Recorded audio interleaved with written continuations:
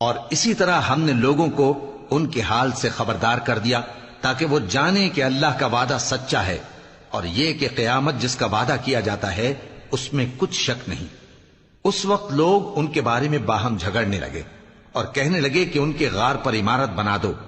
ان کا پروردگار ان کے حال سے خوب واقف ہے۔ جو لوگ ان کے معاملے میں غلبہ رکھتے تھے وہ کہنے لگے کہ ہم ان کے غار پر مسجد بنائیں گے۔ بعض لوگ اٹکل پچو کہیں گے کہ وہ 3 تھے اور چوتھا ان کا کتا تھا، اور بعض کہیں گے کہ وہ 5 تھے اور چھٹا ان کا کتا تھا، اور بعض کہیں گے کہ وہ 7 تھے اور 8واں ان کا کتا تھا۔ کہہ دو کہ میرا پروردگار ہی ان کے شمار سے خوب واقف ہے۔